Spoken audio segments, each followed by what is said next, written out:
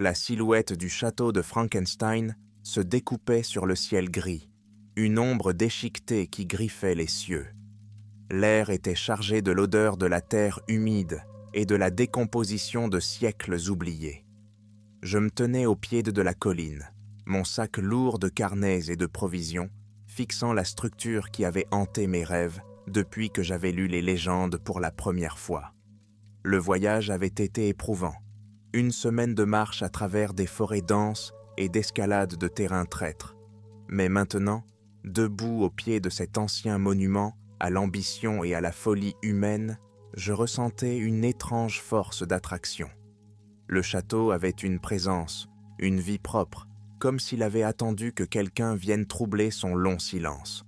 Le portail principal était entrouvert, les portes en fer massif étaient là, rouillées, et tenaient à peine sur leurs gonds.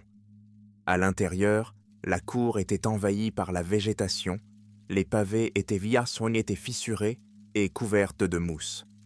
J'entendais le lointain gouttadis, la goutte de l'eau qui résonnait dans le silence, chaque goutte rappelant la marche inexorable du temps.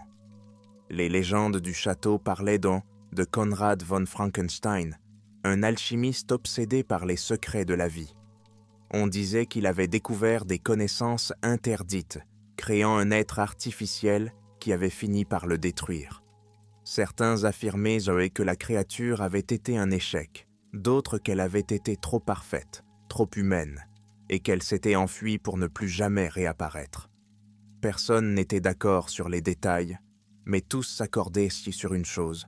Le château était maudit. La salle principale était caverneuse, ses plafonds voûtés plongés dans l'ombre. Ma lanterne jetait une faible lumière, éclairant des tapisseries défraîchies et des statues en ruine. Un grand escalier s'élevait dans les ténèbres, mais c'est la porte qui se trouvait en dessous qui attira mon attention. Elle menait vers le bas, dans les entrailles du château. J'hésitais. L'air y était plus froid, portant avec lui le léger goût métallique de quelque chose d'anormal. Mais la curiosité l'emporta. Je descendis, les marches grinçant sous mon poids, chacune me rapprochant des secrets que j'avais tant cherché à découvrir. Le sous-sol était un labyrinthe de couloirs de pierre, aux murs luisants d'humidité. Mon souffle formait des nuages dans l'air glacial. J'avançais prudemment, ma lanterne projetant des ombres vacillantes qui dansaient comme des spectres sur les murs. Enfin je la trouvai, une porte, lourde et renforcée de fer, portant un sigle que j'avais reconnu dans les journaux de l'alchimiste. 2 serpents enlacés autour d'un cœur brisé. Mais les mains tremblaient lorsque je les poussais. La pièce qui s'ouvrait était étonnante. Un laboratoire épargné par le temps, dont les surfaces étaient couvertes de poussière, mais dont le contenu était parfaitement préservé. Des béchères en verre et des appareils en métal étaient éparpillés sur les tables. Des étagères s'alignaient le long des murs, remplis de tomes anciens et de manuscrits écrits dans des langues que je ne reconnaissais pas. Au centre de la pièce trônait une machine dont le but n'était pas clair, mais dont la conception était indubitablement alchimique. Mon cœur battait la chamade lorsque je m'approchais de la machine. Sa surface était couverte de cadrans et de leviers. Son cœur était une chambre de verre remplie d'un fluide opaque et visqueux. Je passais mes doigts sur les commandes, m'émerveillant de la qualité de l'exécution. Quels secrets avaient-moi été forgés ici, dans ce coin oublié du monde? C'est alors que j'ai vu le journal, dont la couverture était craquelée par le temps, mais les pages intactes. À l'intérieur se trouvaient des schémas de la machine, ainsi que des notes méticuleuses écrites de la main de von Frankenstein. Il avait poursuivi ses expériences longtemps après que les légendes eurent annoncé sa mort. Le journal détaille ses tentatives pour perfectionner sa création, pour en éliminer les défauts. Et puis, sur la dernière page, une phrase qui fait froid dans le dos. L'être est incomplet, mais en sommeil. Il attend l'étincelle. J'aurais dû m'arrêter là. J'aurais dû quitter le château et ne jamais me retourner. Mais j'étais trop captivé. Mes deux mains bougeaient del selmom actionnant des interrupteurs et tournant des cadrans. La machine s'est mise à rugir, son cœur s'illuminant d'un bleu artificiel. Le fluide à l'intérieur se mit à tourner. Un son résonna alors dans le château, un grognement grave et guttural qui semblait venir de partout et de nulle part à la fois. Les murs tremblèrent, de la poussière tomba du plafond. Je me suis figé, le journal m'a échappé des mains. Quelque chose s'était réveillé. Le grognement résonna à nouveau, plus grave cette fois, se répercutant sur les murs de pierre comme le rugissement d'un ancien prédateur. Ma lanterne vacilla, projetant des ombres frénétiques sur le laboratoire. La lueur de la machine s'intensifia, le fluide à l'intérieur tourbillonnant violemment, comme si quelque chose à l'intérieur cherchait à s'échapper. Je suis resté figé, le journal à mes pieds, le souffle coupé. C'est alors qu'un mouvement s'est fait entendre. Il était d'abord faible, un traînage qui semblait émaner des profondeurs du château. J'ai tendu l'oreille et j'ai réalisé en sursaut qu'il se rapprochait. La machine poussa un cri métallique et le fluide qu'elle contenait éclata en une lumière brûlante qui emplit la pièce. Instinctivement, je me protégeai les yeux, sentant la chaleur irradier contre ma peau. Lorsque la lumière s'est calmée, j'ai osé regarder à nouveau. La chambre de verre était vide. Je reculais en trébuchant, le cœur battant contre mes côtes. Le liquide de la chambre s'était écoulé, ne laissant que de légères traînées humides sur le sol. Mais ce n'était pas seulement la chambre qui était vide. L'air lui-même semblait mauvais, chargé d'une énergie qui me donnait la chair de poule. Puis, je l'ai entendu.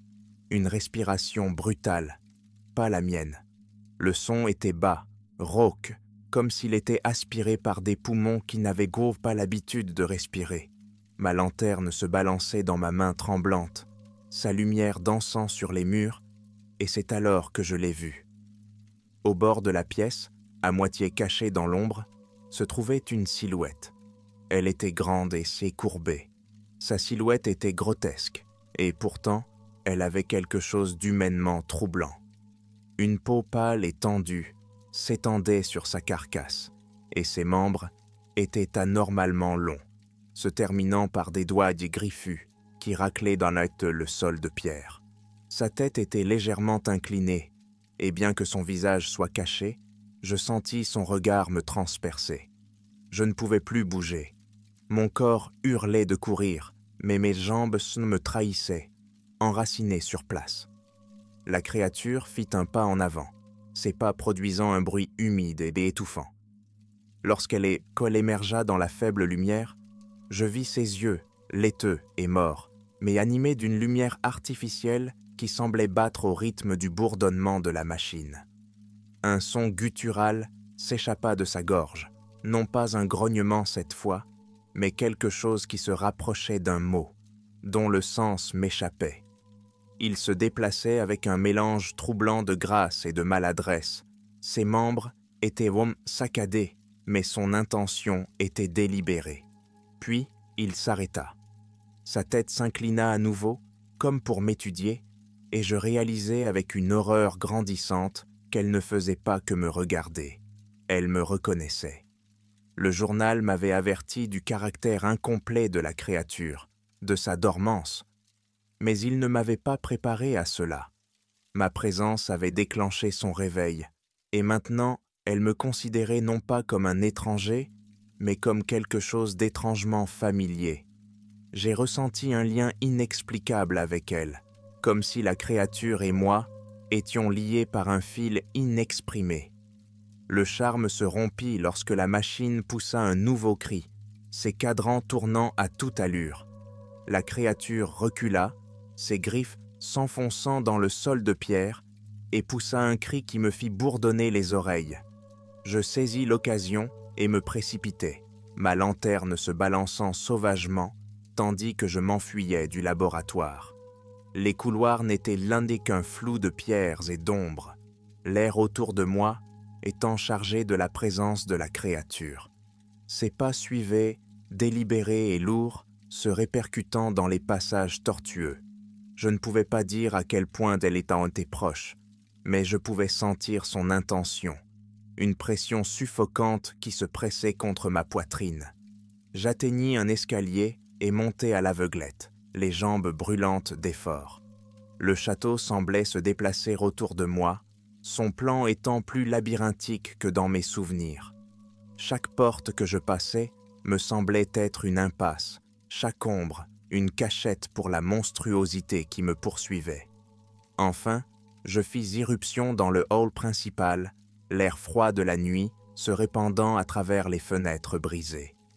Pendant un bref instant, je me suis cru en sécurité, mais le grognement reprit, plus fort cette fois, se répercutant dans le hall comme le rugissement triomphant d'un prédateur. Je me suis retourné juste à temps pour voir la créature émerger de la cage d'escalier. Elle se déplaçait plus rapidement, ses membres la propulsant à une vitesse terrifiante. Ses yeux se sont fixés sur les miens et j'ai su qu'il n'y avait pas moyen de lui échapper. Je reculais, mon cœur battant contre ma cage thoracique, tandis que la créature réduisait la distance. Ses mouvements étaient branlés saccadés mais volontaires, comme une marionnette guidée par des ficelles invisibles. Ma main trouva les restes brisés d'une chaise en bois et j'en lançai un morceau déchiqueté vers la créature. Il frappa son épaule, mais ne ralentit en rien son avancée. Je remarquai alors quelque chose. La créature ne chargeait pas sans réfléchir. Elle s'arrêtait tous les quelques pas, penchant la tête comme pour écouter. Le bourdonnement de la machine résonnait encore faiblement dans le laboratoire en contrebas, et à chaque impulsion de ce son, la créature tressaillait, presque comme si elle souffrait. Elle n'était pas seulement en train de me chasser, elle était attachée à cette machine infernale. Je me précipitai vers le grand escalier, mes bottes glissant sur le sol de pierre froide. Le château semblait vivant à présent, ses murs palpitaient d'ondes d'ombre qui semblaient plus lourdes, plus denses qu'auparavant. Chaque recoin dégageait une impression de malveillance, et l'air lui-même bourdonnait d'une énergie que je n'arrivais pas à nommer. Le château n'était pas une simple forteresse, c'était la prison de quelque chose de bien plus ancien que l'alchimiste lui-même. En haut de l'escalier, je fis une pause pour reprendre mon souffle. Au-dessous de moi, la créature rôdait dans le hall. Ses mouvements étaient erratiques et elle reniflait l'air. À ce moment-là, j'ai su que je devais y retourner. Ce qui arrivait à cet endroit, ce qui avait été réveillé, ne pouvait être arrêté qu'à la source. La machine ne faisait pas que ranimer la créature, elle amplifiait la malédiction qui pesait sur ce château. Je me retournai et m'enfonçai dans les niveaux supérieurs, à la recherche de quelque chose, n'importe quoi, qui pourrait m'aider. Ma lanterne vacillait faiblement, sa lumière traversant à peine l'obscurité oppressante. Je trébuchais dans ce qui semblait être un bureau, dont les murs étaient tapissés d'étagères, en ruine. Un bureau trônait au centre, couvert d'instruments alchimiques et de piles de papiers anciens. Un document attira mon attention. Le parchemin était fragile et taché, mais son contenu me fit froid dans le dos. Il décrivait la dernière expérience de l'alchimiste, un rituel destiné à transcender la mort elle-même. Il y était question d'un vaisseau qui abriterait sa conscience, une création ni tout à fait vivante ni tout à fait morte, alimentée par l'énergie unique du château. Mais le processus avait mal tourné.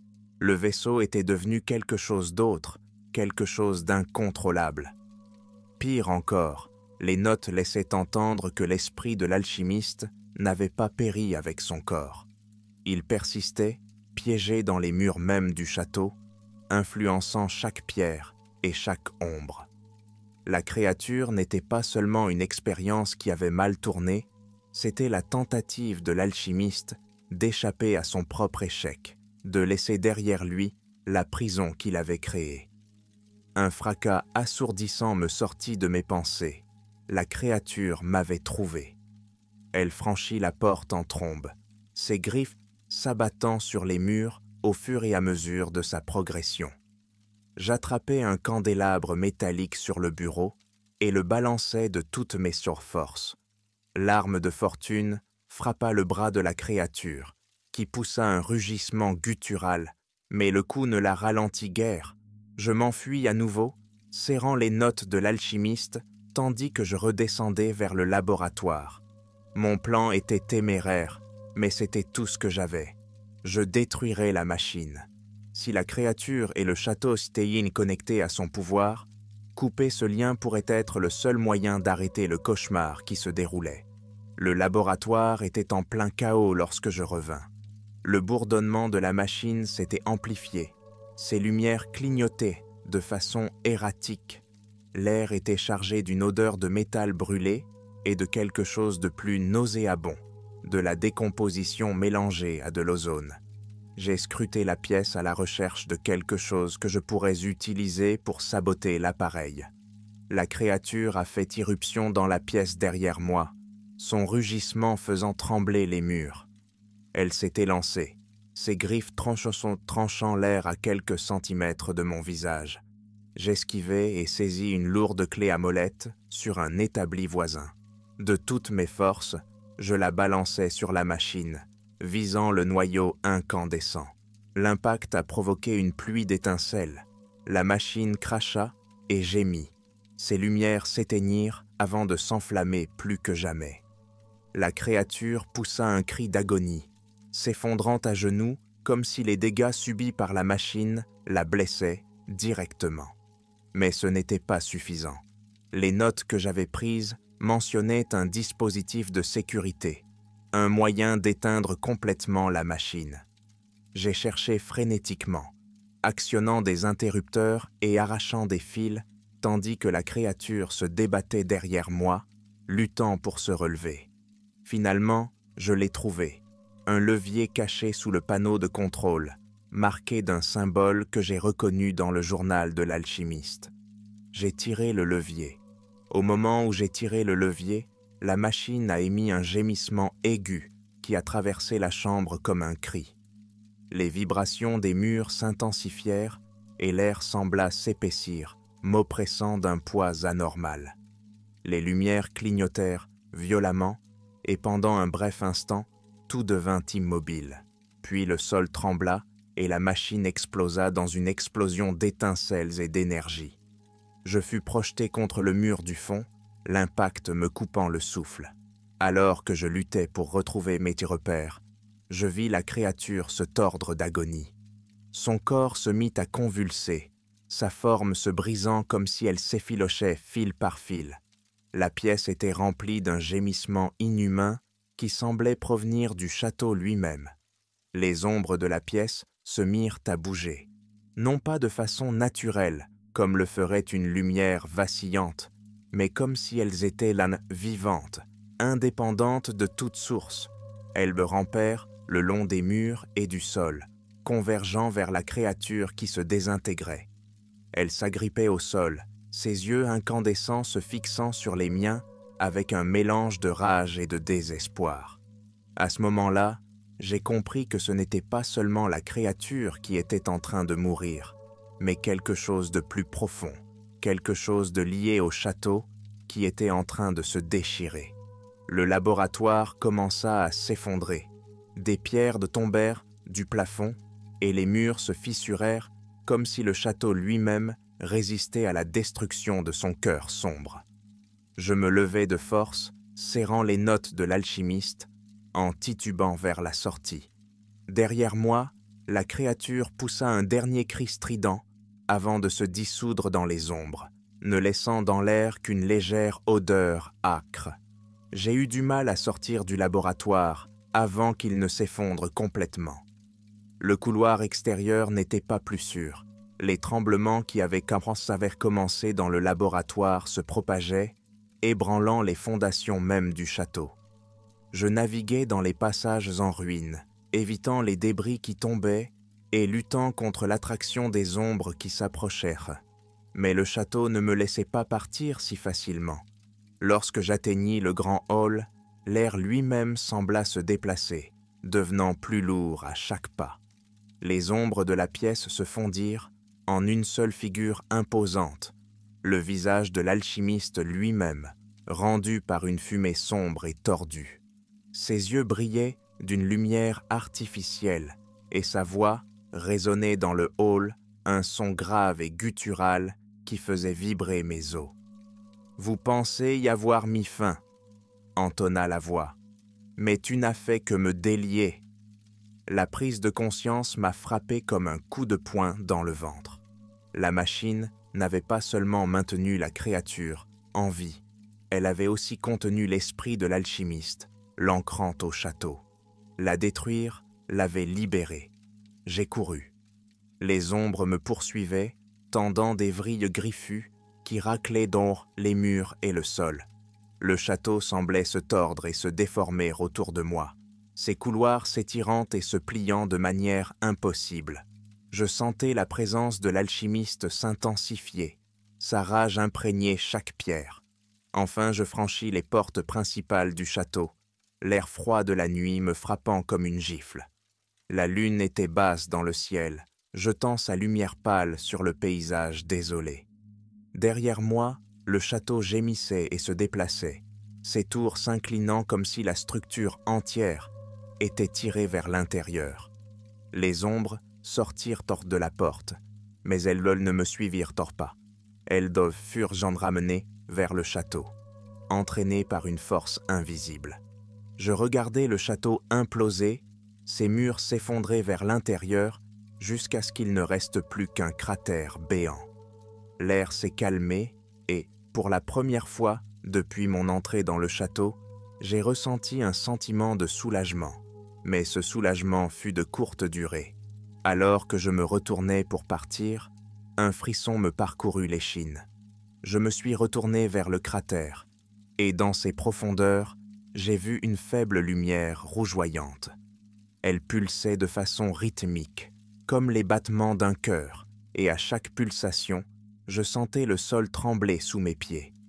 La voix de l'alchimiste résonnait dans mon esprit, un murmure sinistre qui me promettait que c'était loin d'être fini. Je m'enfuis dans la nuit, les notes de l'alchimiste serrées dans mes mains. Elles étaient la seule preuve de ce qui s'était passé, la seule trace des horreurs dont j'avais été témoin. Mais tout en courant, je ne pouvais me défaire du sentiment que je ne m'étais pas échappé du tout, qu'une partie du château, où l'alchimiste, m'avait suivi. Lorsque je suis enfin revenu à la civilisation, j'ai essayé de raconter mon histoire, mais personne ne m'a cru.